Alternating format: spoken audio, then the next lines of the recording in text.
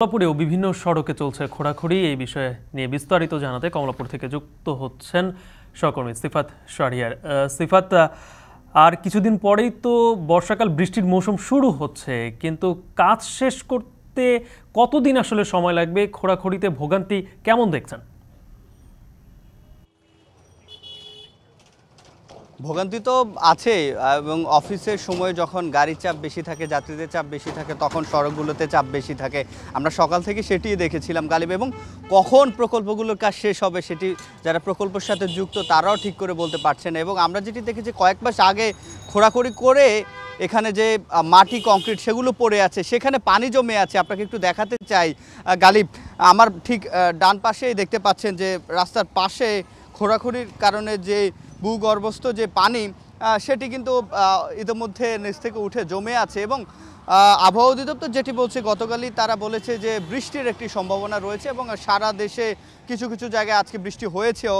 তো বৃষ্টি যদি হয় সেক্ষেত্রে এই যে পানির উচ্চতা সেটি আরও বাড়বে, এবং এখানে যে মাটিগুলো অর্থাৎ খোঁড়াখুড়ির পরে মাটিগুলো কিন্তু এই সড়কের মধ্যেই রাখা হয়েছে। দেখতে পাচ্ছেন সড়কের 1/3 যেই জায়গা সেটি কিন্তু এই খোঁড়াখুড়ির যে মাটি সে মাটিতে দখল করে আছে। তাতে করে যখন বৃষ্টি হবে তখন এই মাটিগুলো কাদামাটিতে পরিণত হবে, এবং কাদামাটি হওয়ার কারণে এখানে যারা পথচারী রয়েছে, যারা হেঁটে যান এই সড়ক ধরে, তাতে করে তারা একটি দুর্ভোগে পড়বেন। এবং তারা এই যেহেতু যেটি বলা হচ্ছিল যে বর্ষার যে মৌসুম মে থেকে সেপ্টেম্বর, এই সময়টাতে সিটি কর্পোরেশনের পক্ষ থেকে নিয়ম রয়েছে এই সময়ের মধ্যে এর আগেই কাজ শেষ করার জন্য, যাতে এই সময় কোনো খোঁড়াখুড়ির কাজ কিংবা সড়কের কোনো নির্মাণ কাজ না করা হয়। কিন্তু আসলে নিয়ম মানছেন, এবং যে সিটি কর্পোরেশনের নিয়মের কথা বলছেন, আমরা এখন যেখানে আছি সেটি কিন্তু সিটি কর্পোরেশনের একটি কাজ।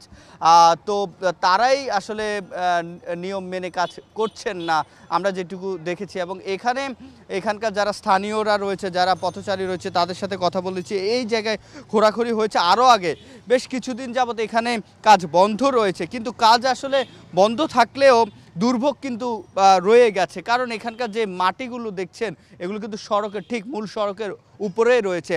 তাতে করে প্রথমত যেহেতু রাস্তা সংকীর্ণ হচ্ছে, এবং তারপরে যদি আজকে যেহেতু বৃষ্টির একটি সম্ভাবনা বা আগামীকাল থেকে বৃষ্টির সম্ভাবনার কথা বলা হচ্ছিল, বৃষ্টি যদি হয় সেক্ষেত্রে কাদামাটির কারণেও এখানে একটি দুর্ভোগ সৃষ্টি হবে। এবং সেই সাথে এখানে যে পানিতেও যেহেতু মশার একটি উপদ্রব রয়েছে সেটিও আসলে যোগ হবে। সব মিলিয়ে যে একটা যানজট কিংবা স্বাস্থ্যগতভাবে যে দুর্ভোগ সেটি কিন্তু নগরবাসীকে পোহাতে হচ্ছে এই অপরিকল্পিত যে নগরায়ন বলা হয় সেসব প্রকল্পের কারণে। তো গালিব, এই ছিল আমার কাছে কমলাপুর থেকে সবশেষ। অপরিকল্পিত খোঁড়াখুড়িতে দুর্ভোগ নগরবাসীর, খবর জানাচ্ছিলেন সহকর্মী সিফাত শাহরিয়ার।